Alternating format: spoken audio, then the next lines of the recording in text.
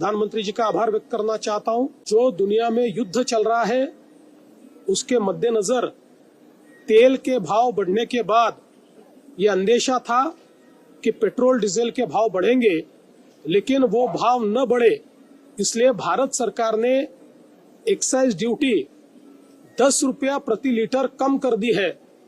इसके कारण ये जो बढ़ते हुए भाव है इसको एक प्रकार से जो हमारी ऑयल कंपनीज है वो कंपनीज ही उसको सहन करेगी, उसको वहन करेगी और कस्टमर पर उसको पास ऑन नहीं किया जाएगा।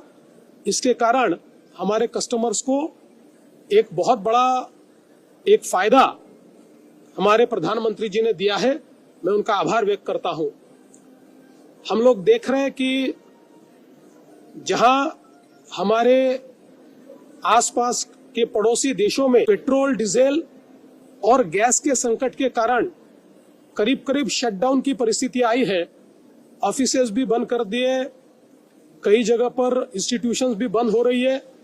ऐसे समय प्रधानमंत्री जी के नेतृत्व में भारत ने जिस प्रकार से इस क्राइसिस का मैनेजमेंट किया है, हमारे यहाँ पेट्रोल डीजल की कमी नहीं है। हमारे यहाँ पर जो हाउस होल्ड गैस है वो भी दिया जा रहा है। कमर्शियल गैस में कुछ कटौती की गई है, लेकिन उसको भी अब वापस 50% पर लाया जा रहा है। तो मुझे लगता है कि एक प्रकार से जिस प्रकार की डिप्लोमेसी हमारे प्रधानमंत्री जी ने की है वो काबिले तारीफ है। मैं विशेष रूप से नागरिकों को ये आह्वान करना चाहता हूं कि पेट्रोल पंप्स पर वे कतारें न लगाएं, क्योंकि हमारे पास अगले 1 महीने का पेट्रोल डीजल पूरे तरीके से मौजूद है।